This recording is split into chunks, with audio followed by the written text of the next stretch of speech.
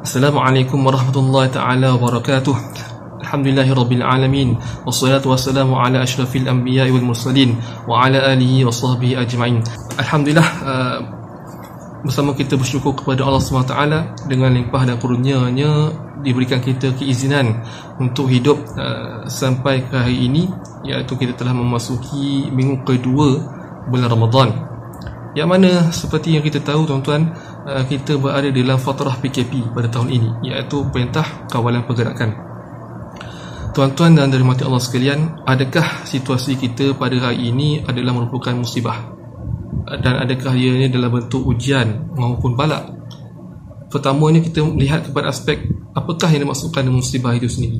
Allah Ta'ala berfirman di dalam surah At-Taghabun, A'udzubillahi minasyaitanir rajim, Ma asaba min musibatin illa biiznillah, wa man yu'min billahi yahdi qalbah, wallahu bikulli syai'in alim.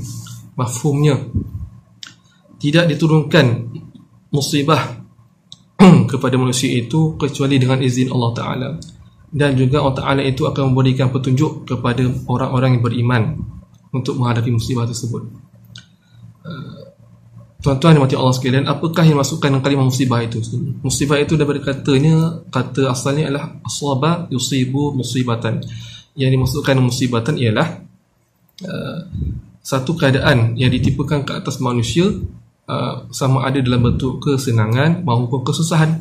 Sebagai contoh, kita berada di dalam banjir, itu dikira sebagai musibah. Kita mendapat gaji, itu dikira sebagai musibah. Kita mengalami kebakaran, kita membeli kereta baru, kita membeli rumah baru, kita berkahwin, itu dikira sebagai musibah juga. Kita berkahwin satu lagi, itu mungkin musibah yang lebih besar. So, musibah ni dalam keadaan kita berada dalam keadaan susah ataupun senang. Persoalan yang diutarakan adalah kenapa kita ditimpakan musibah? Apa sebab Allah Ta'ala memberikan kita musibah? Pertamanya, ulama menggariskan bahawa musibah itu sebagai ibtila ataupun sebagai satu medium Allah Ta'ala memberikan kita kasih sayang kepada manusia yang taat kepadanya. Kerana apa? Kerana pada keadaan musibah ini Allah Ta'ala membukakan banyak sumber untuk mendapatkan pahala. Sebagai contoh, seorang itu ditimpakan musibah, maka dia akan diberikan ataupun dia akan bersabar dan kadar sabar yang lebih daripada biasa. Sekiranya seorang itu ditimpakan musibah, maka dia akan redha dengan kadar redha lebih tinggi.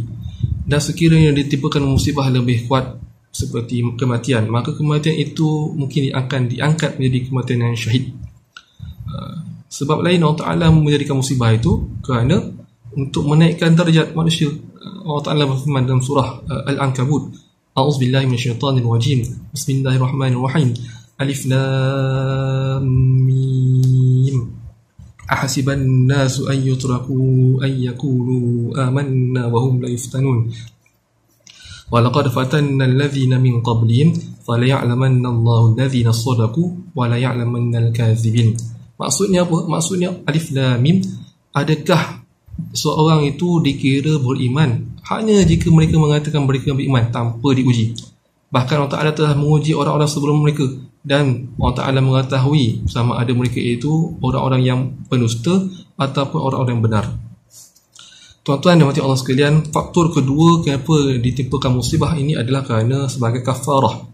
Apakah yang dimaksudkan dengan kafarah? Kafarah ini adalah Allah Ta'ala itu mengampunkan ataupun menghapuskan dosa-dosa kecil kita. Kita ni sebagai manusia tak lepas daripada melakukan dosa-dosa kecil yang telah lampau, yang masih berlaku dan akan berlaku. Maka dosa-dosa kecil yang telah lampau akan dihapuskan oleh Allah Ta'ala dengan musibah. Allah Ta'ala berfirman dalam surah Az-Zukhruf, A'udzubillahi minasyaitanir rajim, wa aqadnahum bil azabi la'allahum yarji'un.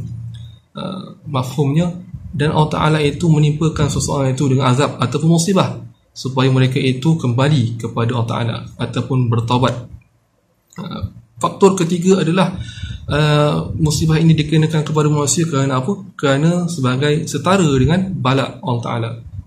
Ini yang perkara yang perlu difikirkan, yang mana yang dimasukkan ni adalah satu musibah diturunkan Allah Ta'ala supaya untuk meringankan seseorang itu ketika diazab di akhirat kelak. Mana lebih baik kita diazab di dunia dulu untuk diringankan diazab di akhirat. Kerana apa? Kerana pada hari akhirat kelak kita tidak tahu sama ada kita mampu ataupun tidak untuk berhadapan dengan azab Allah Ta'ala. Seperti mana firman Allah Ta'ala, A'udzubillahi minasyaitonirrajim, fa in yatubu yatu khairan lahum wa in yatawallaw yu'adzibhumullahu 'adzaban aliman fid dunya wal akhirah. Surah Taubah. Sekiranya kamu bertaubat itu adalah lebih baik, dan sekiranya kamu berpaling, maka ketahuilah bahawa azab Allah Ta'ala itu pedih dan juga kamu akan diseksa di dunia dan di akhirat.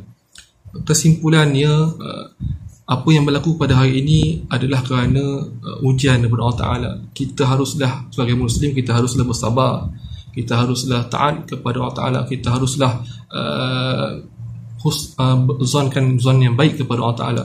Itu adalah ajaran dalam agama kita. Ya. Selain itu, dalam fiqh juga, tuan-tuan, dalam fiqh mengatakan bahawa kita perlu mentaati kepimpinan yang ada pada hari ini. Kerana apa? Kerana dalam konteks kenegaraan, mereka lebih tahu mana lebih mudarat dan mana lebih membantu dalam konteks kenegaraan. Oleh itu kita mesti mematuhi pemerintahan pada hari ini supaya perkara ini akan diangkat oleh Allah Ta'ala, dan kita juga berdoa kepada Allah Ta'ala supaya azab ini ataupun musibah ini segera diangkat untuk kita dapat kita menjalani hidup-hidup yang normal seperti biasa. Segala yang baik daripada Allah Ta'ala dan yang buruk itu kelemahan diri sendiri. Aku liqauli hadza wa astaghfirullah li wa lakum. Assalamualaikum warahmatullahi taala wabarakatuh.